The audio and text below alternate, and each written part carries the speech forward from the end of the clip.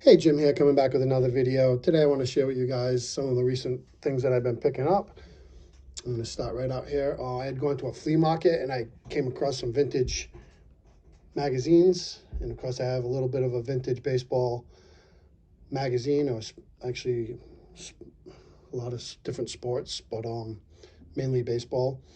And so I've got this Baseball 1972. This was released before the season. And of course there's a great looking photo there on the cover of Vita Blue, and also we have a side photo there with Roberto Clemente.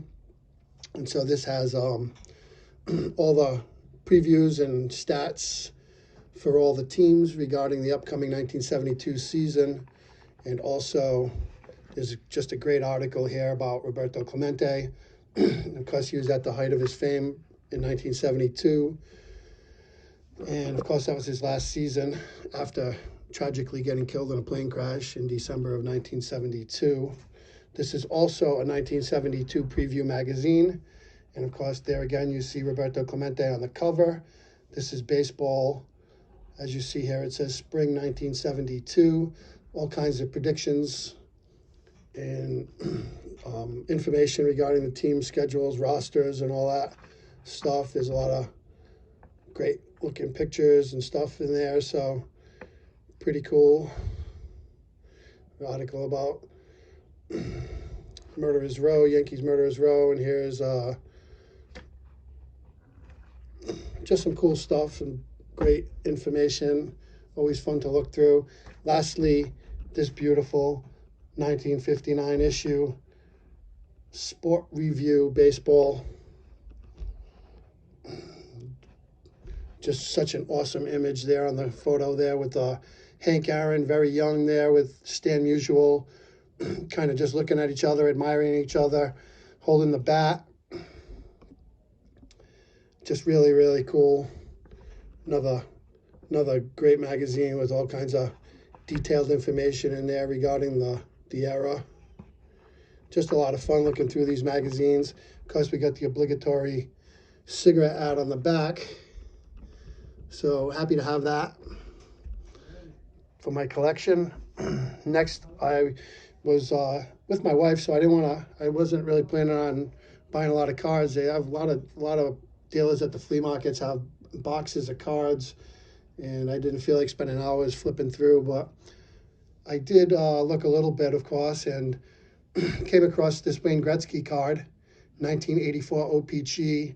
He's in his Oilers uniform, and you know, my hockey collection is pretty sparse to begin with, and of course I don't have a big Wayne Gretzky collection, so I figure for a few bucks it can't hurt to add a card of the great one to the collection.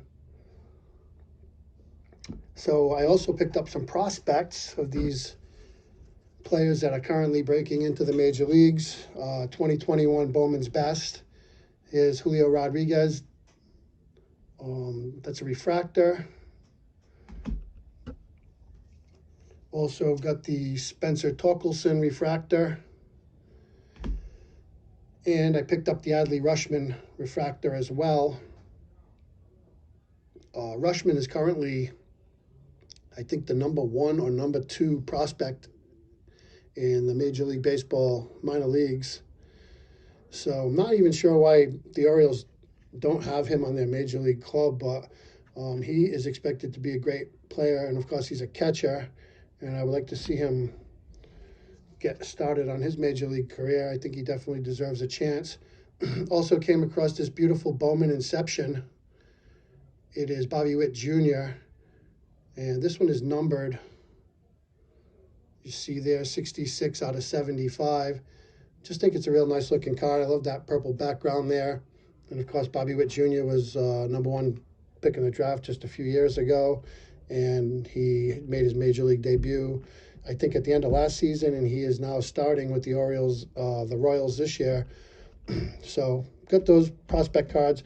Because it would be nice to see these guys pick it up a little bit, because Witt Jr., Torkelson, and Julio Rodriguez, all three are getting a lot of playing time right now in I think all three of them are batting like around 200 or so. So they're off to a slow start. I'd like to see those guys pick it up. Next up on the list, I've got some cards that I purchased from Mike the Card Dude. He was doing a sale because his son is going to college, and Mike was trying to raise some money to buy his son some wheels. He needs transportation for school, and Mike was selling some stuff to raise some money. So I got into the sale late, but I was still able to get a few cool things here. So got this 2012 Topps Chrome Bryce Harper rookie card. 2013 Topps Chrome Anthony Rendon rookie card. 2013 Topps Chrome Garrett Cole rookie card. And 2013 Topps Chrome Nolan Arenado rookie card. And I also got this awesome, beautiful Leaf 2012 Leaf Inscriptions Johnny Bench autograph. That beautiful autograph there, Johnny Bench. And it's pretty rare to find something autographed by Johnny Bench with this particular inscription, 10-time Gold Glove winner. Obviously, there's 5 cards. This one's numbered 2 of 5, so there's 5. I've never seen another card like this, but apparently there's four more somewhere. But, you know, there's lots and lots of Johnny Bench autographs around, but you would be hard-pressed if you wanted to go out and find one that was inscribed with a 10-time Gold Glove winner on it. So just an awesome, really cool. So happy to have. Of course, Johnny Bench is arguably one of the greatest catchers, if not the greatest catcher of all time, and Hall of Famer. I'm just thrilled to have his autograph there. Next, I was lucky enough to win this card from Greg over at North Coast Baseball Cards. He was doing a giveaway, and I was lucky enough to win it. Bo Bichette, Topps base rookie card, and really happy to have this because Bo Bichette is, you know, now putting together, looks like this is going to be his 3rd solid season in the major leagues, and his future is very bright. He should turn out to be a great player as long as he avoids injuries, and just happy to have his rookie card slabbed up here. So I want to thank Greg at North Coast Baseball Cards for that. I appreciate that. He sent that along to me. If you're not familiar with him, go check him out. He's a really nice guy and very generous guy, too. He does a lot of giveaways, and he's just a real cool guy, so check him out. Next up, I've got a couple of pickups for my top 100 baseball cards of the 1980s set, PSA set registry that I'm working on. And I got this very nice 1984 Fleer, Darryl Strawberry.